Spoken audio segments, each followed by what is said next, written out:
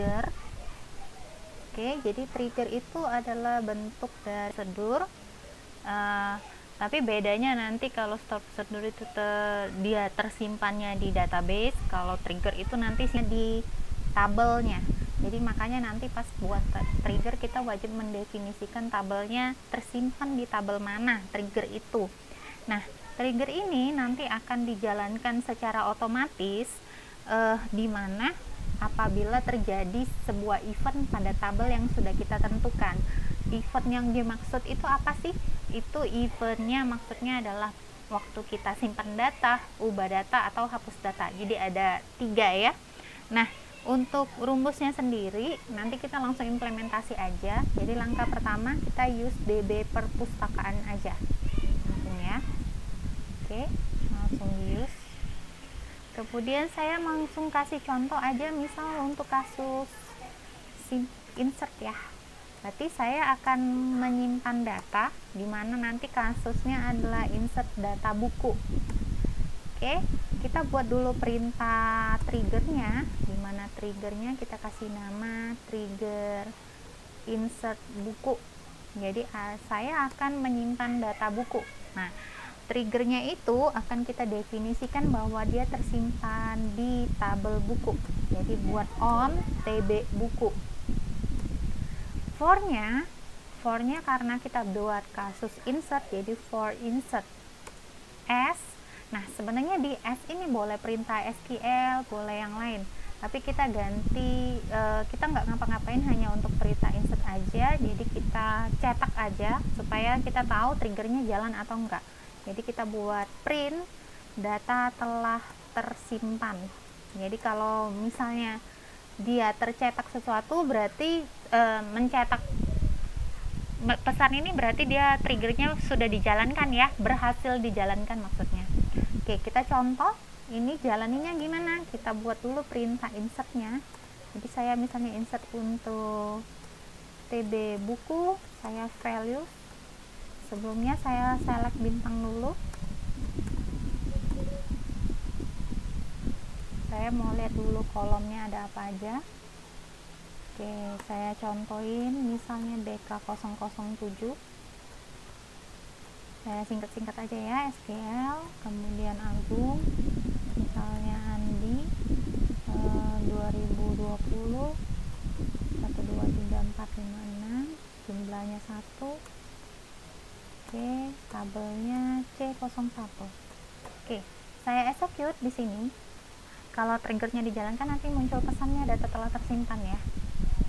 Oke, wah nih data telah tersimpan, berarti trigger insertnya sudah berhasil dijalankan. Kita lihat masuk nggak? Masuk. Nah, tadi udah ada pesan data telah tersimpan. Nah, ini contoh triggernya untuk insert. Sekarang kita mau buat kasus untuk update data buku. Kita bikin dulu create trigger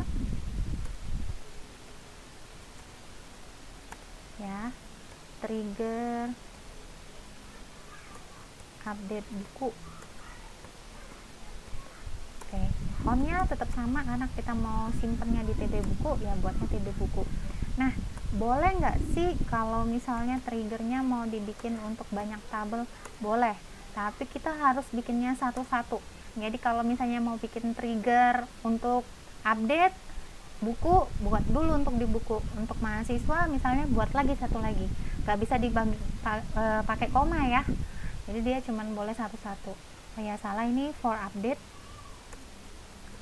Oke, printnya kita akan cetak gitu bahwa kalau dia update maka data telah terubah. Oke, salah. Execute, comments complete successfully. Nah, sekarang saya mau update. Saya mau update tb buku untuk yang BK07 ya. Saya set judul bukunya, saya ganti jadi SQL-nya saya lengkap aja, SQL server. Boleh sih mau by penerbit, by ini. Saya hanya kasih contoh sederhana saja ya. Nanti dilanjutkan saja. Untuk kode bukunya adalah BK007. Oke, saya execute. Oke, muncul pesannya data telah terubah, berarti trigger ini berhasil dijalankan. Oke, kita lihat masuk atau berubah atau enggak ya. Oke, sudah berubah. Nah, ini kasus yang update. Sekarang kita lihat yang kasus delete berarti. Oke, kasus delete buku. Jadi maksudnya adalah hapus data buku ya. Create trigger delete buku. Maksudnya trigger delete data buku on TB buku. For-nya for delete. Kita print data telah terhapus berarti. Oke, saya execute.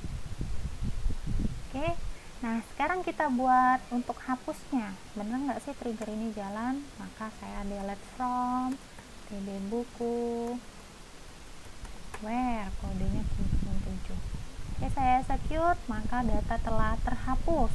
Kita lihat lagi, bener gak datanya hilang? Oke, hilang ya, sampai 06 aja. Nah, di sini kalau kita lihat trigger itu kan kita harus mendefinisikan tabelnya, mau disimpan di tabel mana, terus mau buat fungsinya untuk insert, update atau delete. Sekarang bisa nggak sih lebih dari satu untuk fungsinya, mau insert atau update atau delete? Bisa. Jadi ini misalnya kasus gabungan ya, insert, update, dan delete, maka tinggal for-nya aja diganti. Jadi saya misalnya mau bikin ini trigger jangan di buku lagi ya, bisa sih di buku tapi nanti printnya 2 kali, tercetak 2 baris gitu. Misalnya saya mau trigger mahasiswa aja, on TB nya TB mahasiswa, for-nya for insert.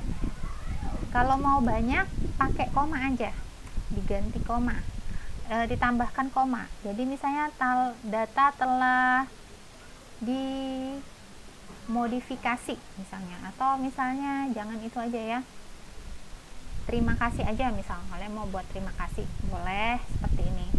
Jadi seperti ini. Kemudian saya mau lihat dulu yang select itu gimana, apa isinya di tabel mahasiswa.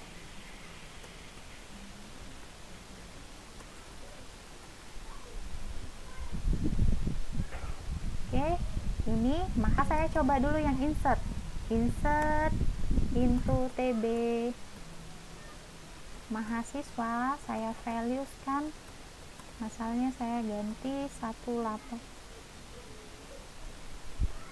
Oke, saya kasih nama Cindy, perempuan.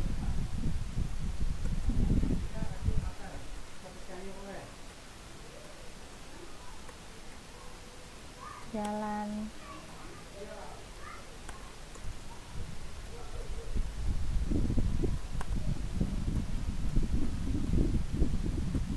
Oke, ini kayaknya keyboard saya rusak, agak ini ya.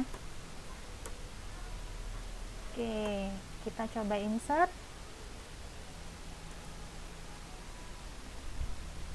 Execute.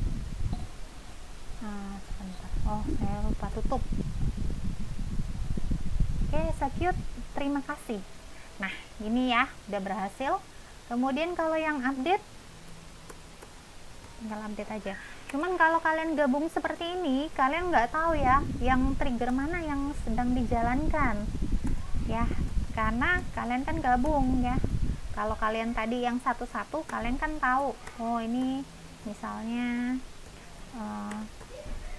trigger ini yang dijalankan.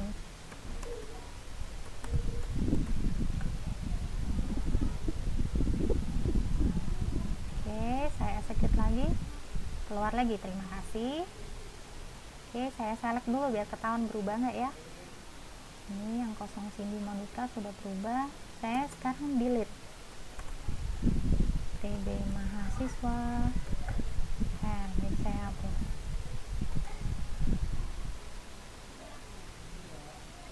Oke, hilang. Nah, ini contoh sederhana dari trigger dulu ya. Jadi ini hanya contoh, tapi nanti implementasinya apa, nanti ada di kasus penjualan pembelian barang. Nanti akan kita lihat apa sih data yang tersimpan otomatis, apa fungsinya. Nah, kita kerjain latihan dulu ya, nanti untuk minggu depan baru kita lanjut untuk materi